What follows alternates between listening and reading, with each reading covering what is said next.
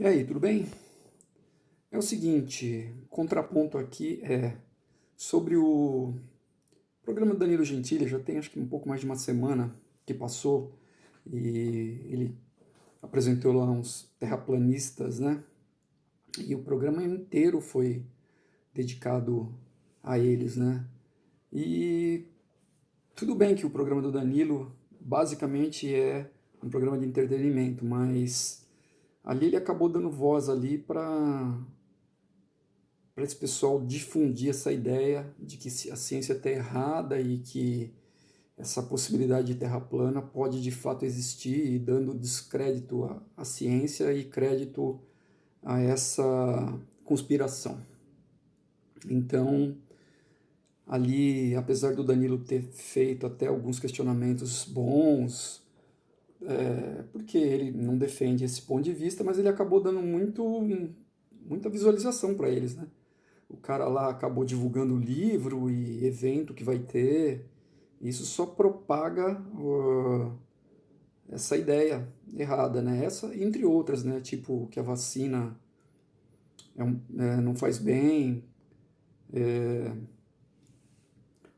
dentre outras ideias aí que não tem nenhum fundamento, né? Como se não bastasse o país já tá numa situação ruim com a educação e corte de verbas para pesquisa e bolsas de estudo, ainda tem mais essa. Mas vamos lá, de qualquer forma, a minha ideia é fazer um vídeo com ideias muito simples que praticamente qualquer pessoa consiga visualizar essa ideia de para refutar esse negócio de terra plana. Então, já vi vídeos de refutação de pessoas que são físicos ou que são matemáticos e que são astrônomos. Eles têm muito conhecimento, mas também eles acabam, entre aspas, complicando um pouco essa explicação e assim o público leigo acaba não entendendo bem. Então a minha ideia aqui é fornecer argumentos mais simples, bem inteligíveis aí para qualquer um, né? E última ressalva aí, acho que o Roger também ficou bem bravo lá com aquele pessoal, ele demonstrou insatisfação e as respostas vagas que eles davam, né? Mas eu tenho aqui alguns pontos para colocar que acho que põe de vez um ponto final nisso, porque são coisas que não são difíceis de entender. Então, o que eu tenho aqui para dizer são os seguintes assuntos. É, eles alegam lá que a Terra plana, ela é plana, feito um disco de pizza, é achatada, né? É redonda, feito um disco de pizza e tem uma cúpula transparente por cima. Uma cúpula, não sei como é que eles descobriram essa cúpula, né? Tá, então é o seguinte, eles dizem que toda a volta dessa borda, toda a volta da borda tem gelo e é a Antártida. Então, se em toda a volta tem gelo, significa que para qualquer ponto que eu sair, uma hora eu vou me deparar com gelo, que é a Antártida. Então, o que eu estou propondo aqui não é uma viagem norte-sul ou sul-norte, que aí você vai se deparar com gelo. Ou é a Antártida no sul ou é o Ártico no norte.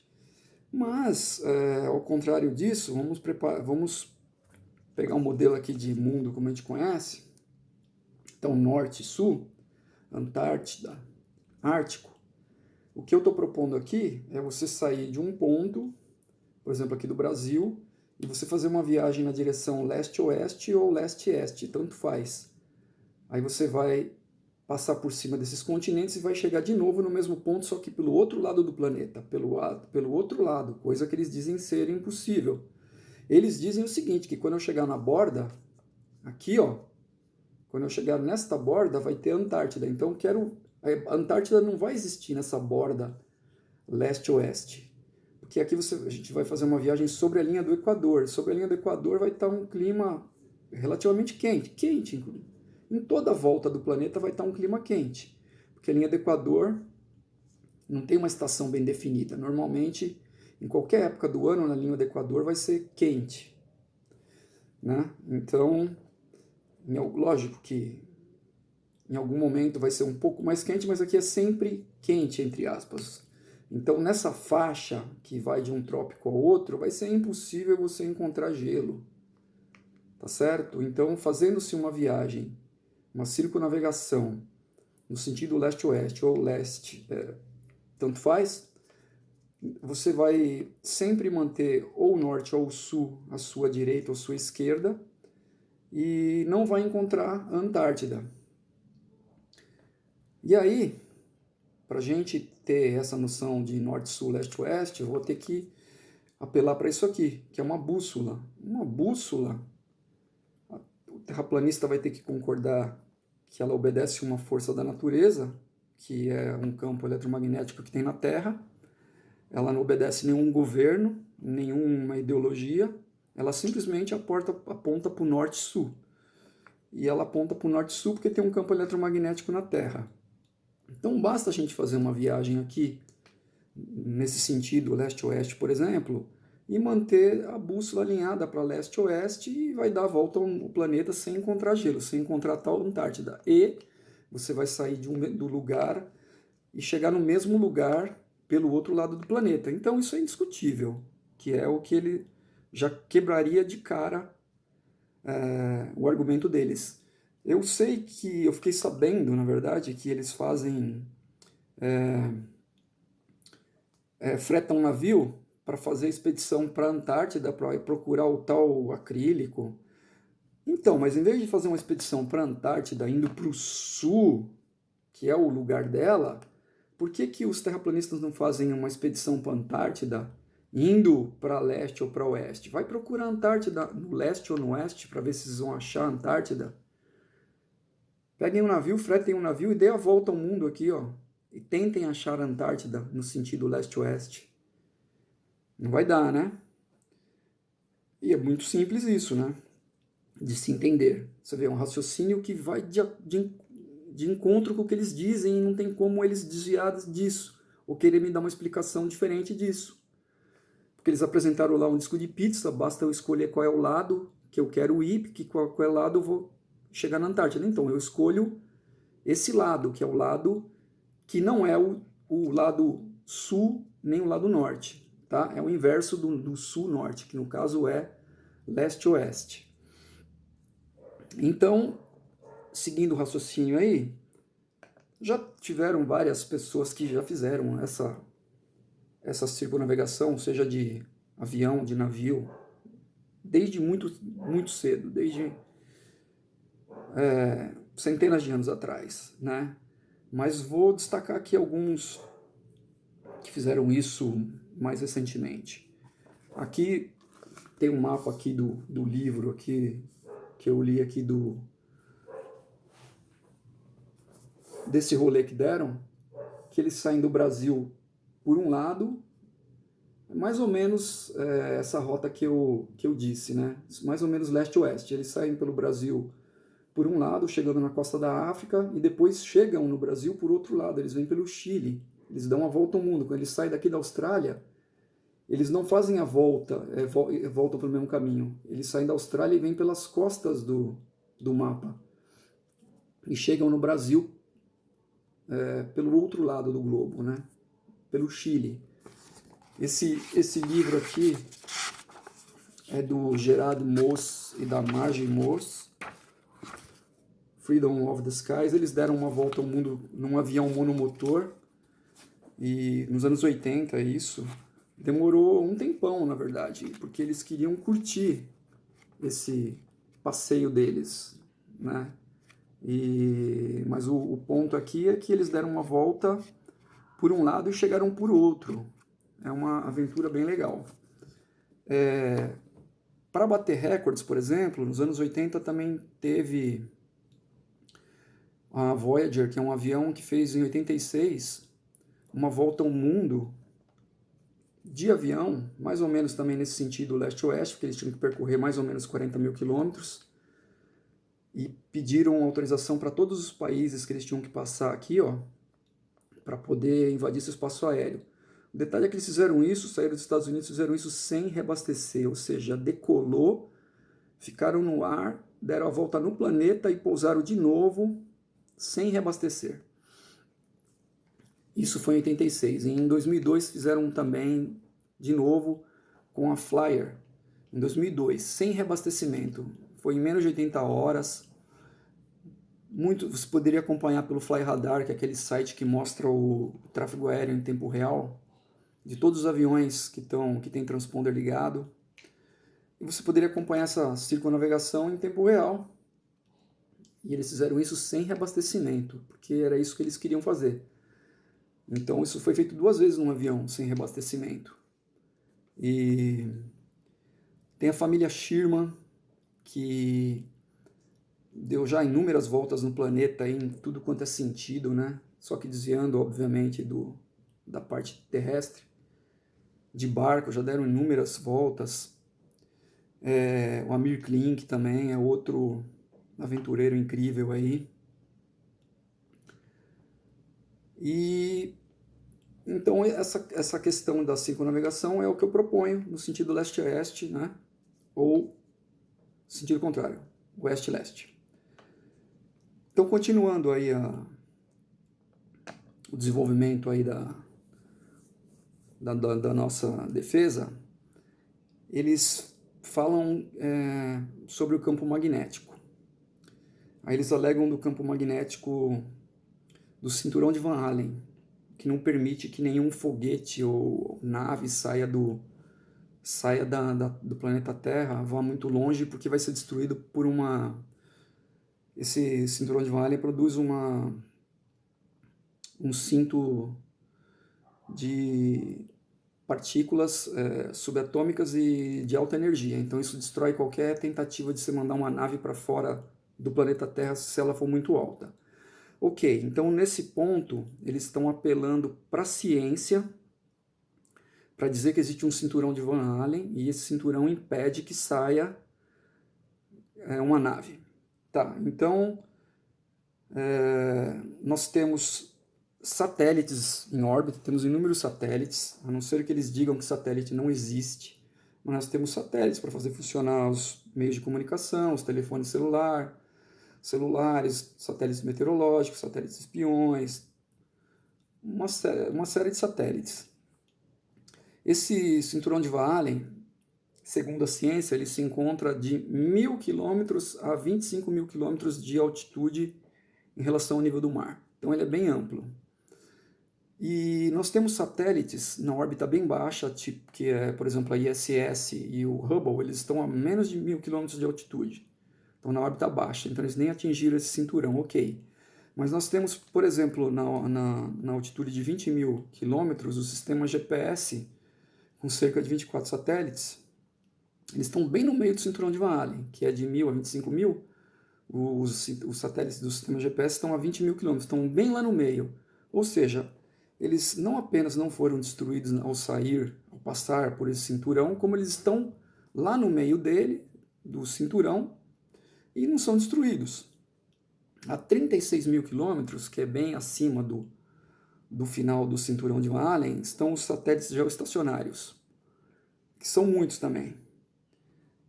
Então, a menos que não exista satélite, eles estão lá e eles não são um problema, eles não são destruídos por esse cinturão de Van Allen. Outra coisa, para explicar como que esses satélites ficam em órbita, sem gastar combustível, porque para você ficar em órbita numa Terra plana, você tem que gastar combustível, como se fosse um helicóptero. E é impossível um satélite ficar anos, que nem a ISS ou o Hubble, que já estão há muito tempo, mais de 10 anos, e entre outros satélites. Ficar anos queimando combustível para se manter no ar, como um helicóptero faria. Você só consegue fazer isso porque eles estão em órbita e para você ficar em órbita você não gasta combustível. A não ser, às vezes, com pequenas correções que eles têm que fazer para corrigir essa órbita, para eles não cair para dentro da gravidade da Terra ou para sair fora, vencer a gravidade e ir para o espaço. Então, às vezes, existem pequenas correções que os satélites têm que fazer, mas gasta-se pouco combustível, que são pequenos acionamentos de motor durante alguns segundos somente para fazer essas pequenas correções de órbita. Então, isso é mais uma coisa que a Terra plana também não explica, como que os satélites ficam em órbita sem gastar combustível, né? A nossa ciência atual explica que um foguete sai do planeta Terra e aí ele atinge a velocidade de escape, depois ele mantém um voo paralelo ao solo, né, ou ao nível do mar, e aí ele libera o satélite mantém esse voo circular, no qual ele nem cai para dentro da gravidade e nem escapa para o espaço, porque a velocidade dele aqui é compatível para ele se manter nessa órbita. Uma vez que aqui nessa órbita a atmosfera é tão rarefeita que a gente considera que é praticamente um vácuo. E essa velocidade aqui é alta o suficiente para manter ele nesse vácuo, o que chamam de cair o tempo todo, né, sem ser atraído pela Terra. Mas não entrando nesse quesito, só ficando no questionamento que eu disse, como é que o satélite se mantém em órbita sem gastar combustível, se é que não existe gravidade e nem órbita, tá certo? Então esse é mais um questionamento. E outra coisa é o seguinte, para você ter esse efeito de campo eletromagnético que faz a bússola funcionar, ou o tal cinturão de Van Allen, você tem que ter obrigatoriamente um campo magnético. Para você ter um campo magnético, obrigatoriamente você vai ter que ter você vai ter que ter um movimento, que é o movimento que você faz, por exemplo, um gerador, que é um núcleo ferroso e girando dentro de outro núcleo ferroso ou um ímã para gerar campo magnético, para gerar eletricidade. Então, uma Terra plana ela não tem movimento, não tem como ela gerar um campo eletromagnético. E o campo eletromagnético da nossa Terra, que é uma esfera, vem do seu interior, que tem também, tem uma esfera de ferro que gira numa velocidade diferente do que está em volta dela, que é outra esfera, que é feito de um outro material. Isso gera o campo eletromagnético que faz a bússola funcionar e também é responsável pelo cinturão de Van Allen, tá certo? Então, esse fato da Terra ser redonda e ter o seu núcleo de ferro é o que faz formar esse campo magnético. Então, temos também outro fato aqui que é o seguinte, o fato da Terra ser redonda e o modelo atual da física, atual há muito tempo na verdade, né, da física e da matemática, ele consegue prever quando vai ter eclipses, quando vão ter aparecimento de cometas. E isso é impressionante porque a ciência consegue dizer que vai ter um eclipse daqui 30 anos, 40 anos, 50 anos, diz o dia, diz a hora e o local. E isso só consegue fazer isso se tiver um modelo perfeitamente funcional de física e matemática, senão você não conseguiria fazer uma previsão dessas. Seria impossível. E a ciência vem demonstrando há anos, há centenas de anos, que é verdade, que isso funciona. Né? Tanto é que ela consegue prever aí o aparecimento de cometas e de eclipses há muito tempo e bate direitinho, bate certinho. Né? Então você vê que essa matemática é fundamental aí neste modelo de mundo. E no modelo de Terra plana não iria bater. Eles também não explicam como pode ser meia-noite no Japão, meio-dia aqui, nós estamos com o sol no topo da cabeça, e lá no Japão é meia-noite, sendo que num modelo de Terra plana, o sol não poderia sumir por tanto tempo, por 12 horas. O sol deveria, mesmo que ele está pino aqui no Brasil, mas lá no Japão, mesmo que ele ficasse tipo no horizonte, para compensar a diferença de distância, você dizer que está em ângulo, né, em relação à Terra plana, ele ficaria no horizonte, tudo bem, mas como que ele some durante 12 horas na Terra plana, e sendo que ele está presente aqui em cima do... Porque se os terraplanistas falassem, não, ele some porque ele vai para a parte de baixo da Terra plana, aí só que seria noite no mundo inteiro, não teria nenhum país que seria dia, nem outro país que seria noite. Seria dia e noite no mundo inteiro com a Terra plana. Isso não acontece, né? A gente sabe que o Sol está aqui em cima, meio-dia, e lá no Japão é noite. E vai demorar 12 horas. E como é que o Sol não aparece lá do outro lado, no outro hemisfério? Então eles explicaram isso, nem tão pouco também como se dão os fuso horários, porque o fuso horário também é explicado nesse modelo, como a rotação da Terra, o Sol incidindo sua luz aqui, vai produzindo os fuso horários nesse modelo. No modelo de Terra plana também não explica como é que você tem esses fuso horários, né? E aí eles dizem o seguinte, que a Lua, tanto a Lua quanto o Sol, está preso dentro da cúpula. Eles estão presos dentro da cúpula. Ah, tá bom. Se eles estão presos dentro da cúpula, como é que a Lua tem tanta cratera de meteorito? Como é que o meteorito passou pela cúpula e acertou a Lua e encheu ela de crateras? E nós temos meteoritos também aqui no planeta Terra. Você vai no museu que você vê grandes meteoritos de ferro.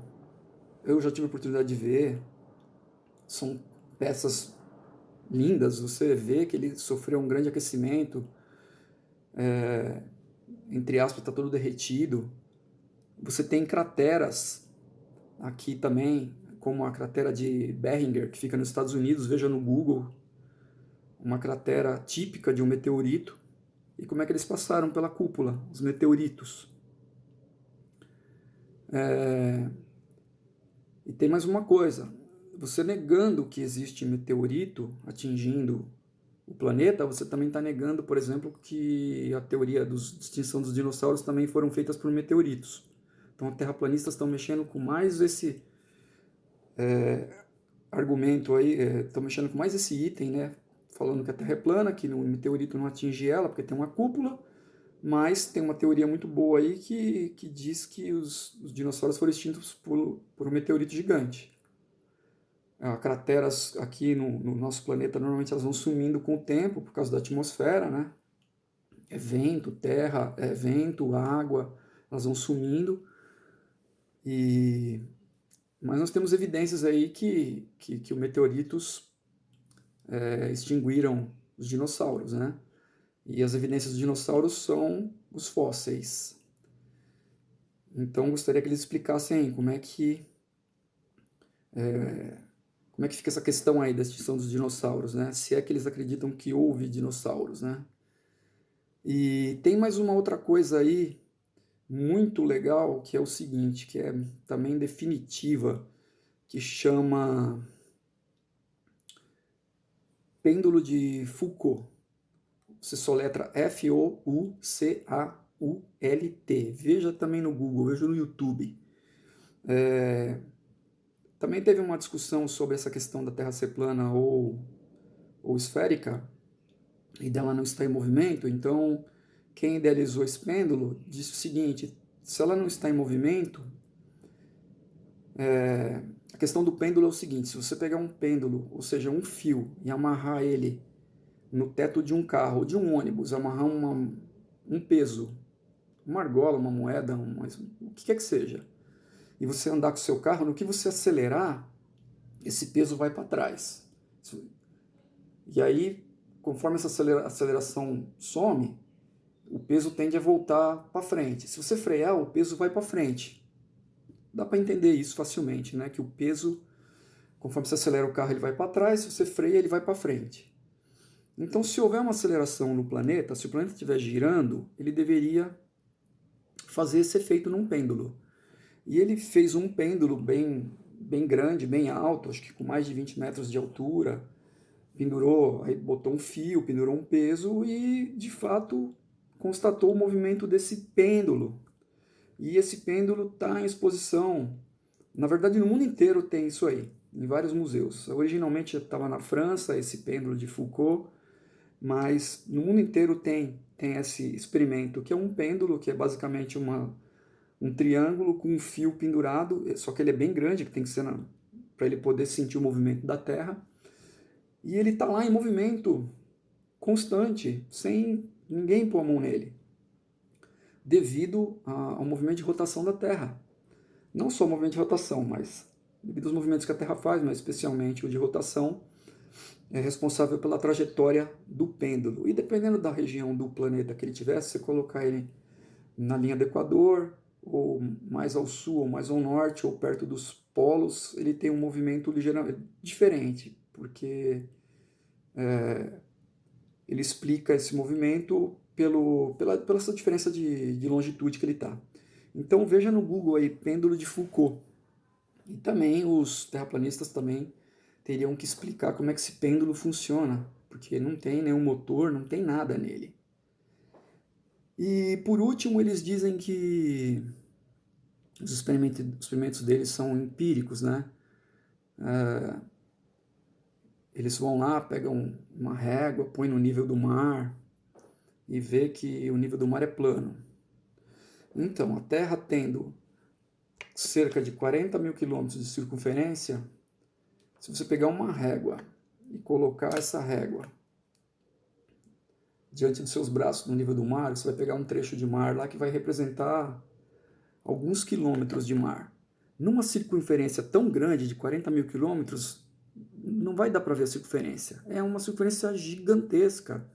Não existe nenhuma outra circunferência que o homem tenha construído para a gente tentar fazer isso em escala, porque não tem nada tão grande, não tem nada tão grande que pareça reto, que pareça plano, né?